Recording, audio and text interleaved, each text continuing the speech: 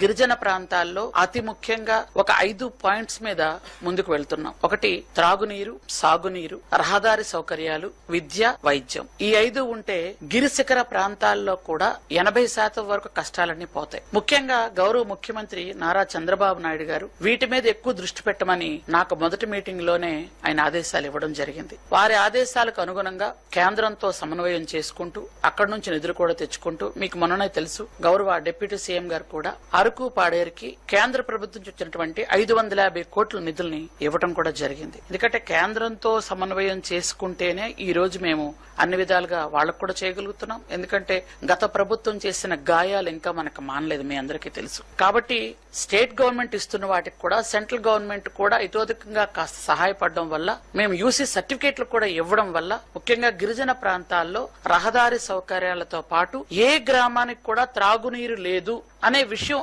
రాకుండా అందరికీ ఇస్తున్నాం. నేను వచ్చేటప్పటికి దాదాపు 1600 గ్రామాలకి త్రాగునీటి సౌకర్యం లేదు. మేము వచ్చిన తర్వాత ఆ గ్రామాలన్నిటి కూడా త్రాగునీరు సౌకర్యం కల్పించడం జరిగింది. ముఖ్యంగా పిల్లలందరికీ కూడా సమ్మర్ హాలిడేస్ ఇచ్చారు. ఈ సమ్మర్ హాలిడేస్ కంటే ముందు పిల్లలు స్కూల్స్ చూస్తే చాలా బాధ అనిపించేది. స్కూల్స్ గానీ, వాళ్ళ కాంపౌండ్ వాల్స్ లేకపోవడం గానీ, టాయిలెట్స్ లేకపోవడం గానీ, ఆర్ఓ ప్లాంట్స్ లేకపోవడం గానీ కొన్ని ఆల్రెడీ ఈ 9 నెలల్లో వాళ్ళందరికీ కూడా ఇవ్వడం జరిగింది. ఇప్పటికీ 156 కోట్లు పెట్టి స్కూల్స్ లో మౌలిక సదుపాయాలు కల్పించడం కోసం మేము ఏర్పాటు చేస్తున్నాం. ఈ 1.5 మంత్ సమ్మర్ హాలిడేస్ లో పూర్తి చేస్తాం. పిల్లలు మళ్ళీ స్కూల్స్ తిరిగి వచ్చేటప్పటికి వాళ్ళకి పూర్తి స్థాయిలో త్రాగునీరు, టాయిలెట్స్ పూర్తిగా ఉంటాయి. అలాగే స్కూల్స్ లో ఉన్నటువంటి కొంచెం రిపేర్స్ ఏవైతే ఉంటాయో అవి కూడా చేస్తున్నాం.